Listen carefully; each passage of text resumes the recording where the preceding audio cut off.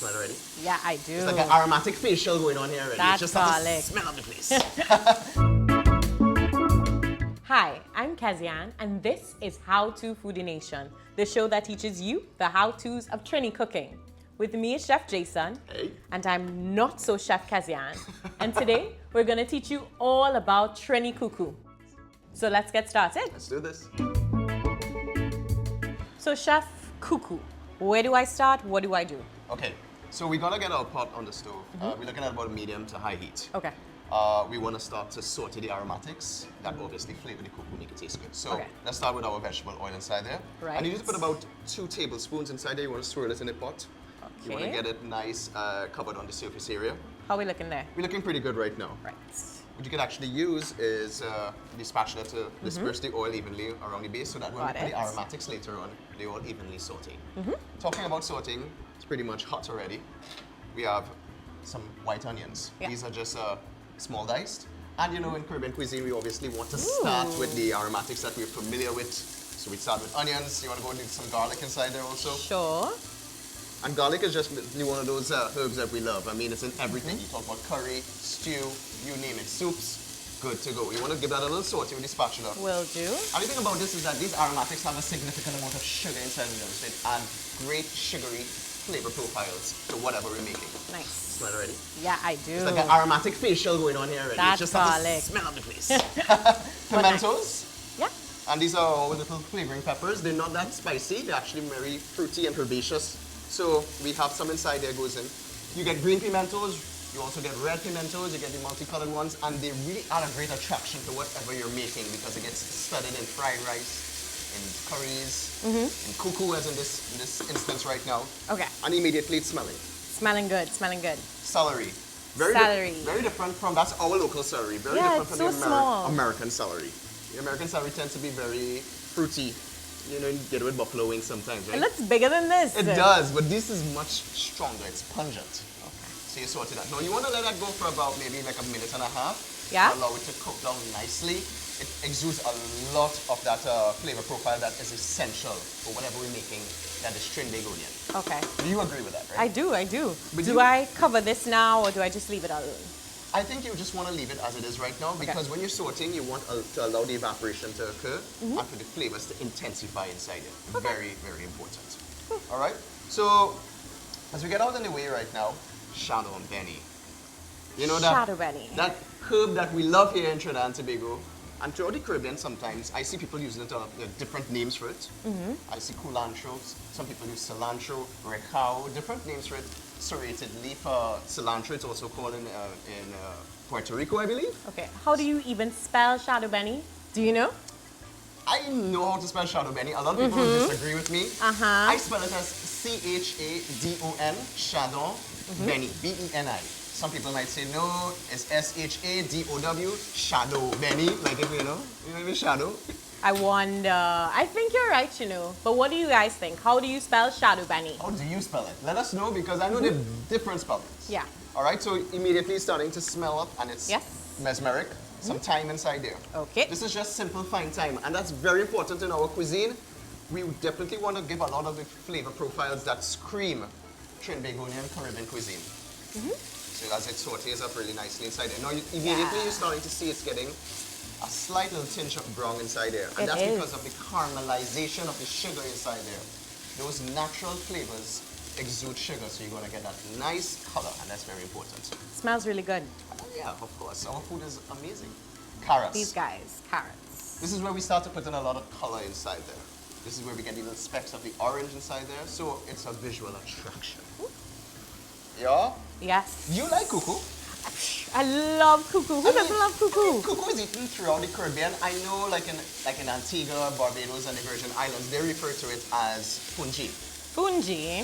Yes, a different name, but I mean, it's Same flavor. same flavor. It's cornmeal based, and it's pretty popular throughout the Caribbean. Everywhere that I travel, I see they have a variation of it. Yeah. So we call it cuckoo here. So I know different ways they make it a little differently, but we are proud to make this dish and show it to you today. We are. I usually have Coo Coo with steamed fish, like at my grandma's house, or even fried fish sometimes. Which is one of those dishes that basically goes with like quintessential Sunday lunch. Yeah, Red yeah, beans, yeah. stew, callaloo. Oh my God, it's so Cuckoo good. and callaloo. One of those important ingredients when making cuckoo, it's okra. So I have a little bit inside there. We call it okra here in Trinidad and Tobago. The rest of the world, they refer to it as Okra. okra. It's funny, eh? I wonder how that whole thing came about in terms of how we call it okra. I have no idea because it's two different spellings, two different pronunciations. So what you want to do here now, Kezzianne, is that you want to let it saute for about 2.5 minutes. Okay. Allow the okras to break down and to exude a little bit of the slime. And then we'll check back on it. So again, we're leaving this uncovered, right? Correct. Okay, good. So immediately you can see that it has developed a nice saute there. You get the colors coming through. It's smelling beautiful. So good, so good. This is where we've added our coconut milk. This is fresh coconut milk. Yeah? So cuckoo, when making this, obviously, this plays a significant role. You want to add that inside there? Yes, please. This is our moisture content inside there. And something about using coconut milk is so Caribbean-centric, especially when you're cooking things like fish. Of course, of course. But this coconut milk is amazing, especially if it's fresh and grated, like what I did earlier on. And to that, we want to add some water. Okay. You could easily use vegetable stock inside here for additional flavor boost. But we're trying to keep it as traditional because in those days, we never used to use stock when making cuckoo. Just good old water. Good old water. All right. Okay. I believe that a little bit of spice inside there is going to add or up the flavor a little bit. Yeah. So we want to add a little touch of paprika. Not traditional, but I like the flavor that it gives because it gives that nice smoky, sweet, and the color of the paprika is amazing. Do we need paprika? Not necessarily. Okay. It's just a personal preference of mine. You could omit it. Okay. And for a little bit of spice, obviously, we need a little bit of zing here. A little bit. So I'm going to add a little bit of the chili powder. Nice. So you want to let that come to a simmer. That's when light bubbles break the surface. Okay, all the way around. Correct. And then we're going to then add our cornmeal inside there. Good. So chef, I see something happening in here. This is exactly what I was talking about. Yeah. This is the light bubbles breaking the surface. And you don't want to boil coconut milk. It just erupts and it's just a whole mess. Right. What I need to do is just add a little bit of salt inside here now. Sure. Just to flavor it up. You know, obviously, you need to add and season during the whole course of cooking, so the flavor there is layered. Nice. All right, so it's time for our cornmeal. Let me give you a little hand with that. Yeah, I don't think I could do this part, so All right. you're gonna have to help me out here. Okay, so what we need to do now is, as we have this simmering, bring the cornmeal in, Got it.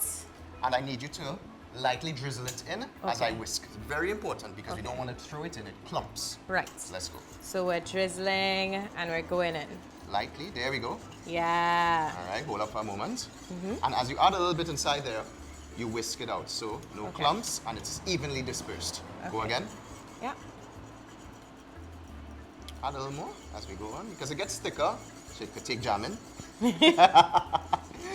Balance, boy. There we go. Go again. You're going good. You're doing an excellent job. I'm a good drizzler, man. Yes, man. All right, hold up for 1 second. Yep. Now, at this point, it gets thicker. It's almost like porridge consistency. Okay. My friends in Jamaica would say, this man making cornmeal porridge, boy. Very similar. So you really gotta beat all the lumps right out of there. Correct. You want to do it ensures that you get a nice, smooth cuckoo. Okay. See? So that's essentially what's going on there. As you can see, it's getting thicker. And smelling so good. It's that coconut milk. What do you expect? It's really good. All right, so let's go in. Cornmeal. Last bit. Yes, ma'am. And you're doing such a good job. This is the secret in making cornmeal, a little at a time. Nice. All right, so as you see, it's coming together nicely. Again, Really starting to thicken up there. starting to thicken up, and you're seeing little pieces of particles of the cornmeal inside there. Yeah. That's still going to be worked in. Continue whisking. But chef, I see so many pretty colors coming through. The orange from the carrots and all the greens. So pretty. And that's the secret in making a good cornmeal. You want it to be attractive. You want to add the colors, the pimentos, the carrots inside there. Yeah. So Kezzianne, at this point, what I do is I switch over from my whisk to my spatula. I clean the sides. Right. By cleaning the sides, you are able to just fold the cornmeal together nicely like that. Make sure it's smooth, pat it. It's almost like being a mason. All right, Kezzianne, what's going to happen is that I need you to add some butter for me inside there. Butter. The butter conditions it. Conditions it. Makes it smooth. Okay. Nice, gives it a nice glaze. Yeah. Very So important. I can just throw all this in? Correct. Got it. And it must be noted that at this point in time, people, I'm at medium temperature. You don't want it too high because you want it to cook evenly and you don't want it to burn and get dry. Okay. Beautiful, right? Wonderful. And It's getting shiny. And that's the butter. I mean, you could easily add salted butter at this point also, but I am using chili inside there. And Yeah. I use paprika. Yeah. So I want other flavors to shine through. Okay. All right. Because you want to add a little bit of salt and black pepper for me? Certainly. And finish up. And then Certainly. at this point, A little sprinkle. A little more? a little more than that. What are you making, an egg? I mean, I just want to be sure I got it right. All right, beautiful. Some black pepper. A little black pepper. A little more. A little more. And you're right. You can see the Ochros inside there, the carrots, the celery, the Chadon Beni. Yeah. Kezzianne, this is it, you know. We're It's done. pretty thick now. We're done. And you So need- we eat now then, if we're done? No, at this point in time, it's soft. We need to put it into a Pyrex dish. Okay. And allow it to set. Okay, So let's do that. We'll get a dish. All right, Kez. We need to pan it up. Yes. Would you hold this for me? Thank you. And you want to scoop it out inside there. Okay. And what's happening here is that we pre-greased a Pyrex dish and we're packing it into it so it allows it to form, take shape, and mold in that Pyrex dish. It's And that's really how, thick. Yeah, that's how we get the shape of coo coo. It's nice and thick. Yeah. The thing about cornmeal is that it firms up really quickly as it sits. And we want to put this for about 15 minutes to firm up. Okay. How are you doing there? Chef, I'm struggling. This is heavy. Let me help you. Thank That's you. why I'm here. Thank you. What do you say? You're not so chef-y? I'm Kezia? not so chef. I'm not so chef. But I'm learning. So you want to get every last bit, you know, in the household in the Caribbean. Every last We don't bit. waste nothing. Everything goes in. I mean, look at the color of that. You could definitely tell pretty. that this is something that has a lot of flavorings and ingredients because it's, you know, it's attractive. So when you put it in together like that, Spread? and you spread it, you want to try the spreading? Yes, please. I'm sure you could spread it. I'm a good spreader. You see the carrots, the okra, the celery, garlic, the onions, the Chadon Beni inside there. And remember, what brought this together was the coconut milk and the water inside there, the spices, the chili, the paprika. I think we're good. Beautiful. We're good. You want to smooth it out a little bit nice. You want to get a little bit of finesse there, because, you know.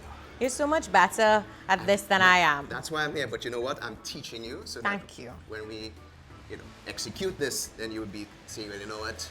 I'm a pro. I'm a pro now, and you might cut style on me. And knowing Kezzianne, she would definitely do that. Definitely. So let me just continue smoothing this out, and then we plate it up. Yeah. So Kezzianne, the moment has arrived. I know this is your favorite time of the show. Believe me, and you're going to see much more of her behavior when it comes to eating. Time to eat.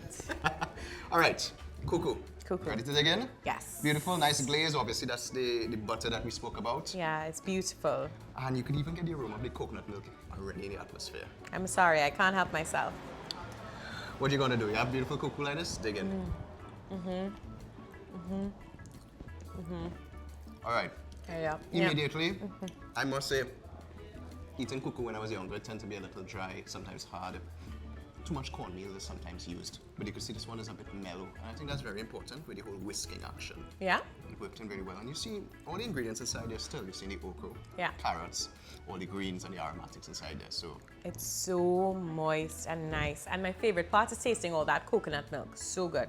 as mentioned, I mean, a myriad of sides could actually accompany this. We spoke about callaloo, stewed chicken, red beans, you name it. I mean, it's so easy, it's simple, it's not that costly to execute per se. And definitely something that we love here in Trinidad and Tobago and Very throughout the true. Caribbean, as we spoke about. So Kezzianne, I think we did a good job. I think you did excuse me, I think she did a good job. I did this by myself, guys. Thank you so much, Chef, for joining me. And thank you guys as well. Be sure to like, share, and subscribe for more great how-tos from Foodie Nation. And tell us in the comment section below, how do you spell Chadon Beni? Bye, guys. Bye guys.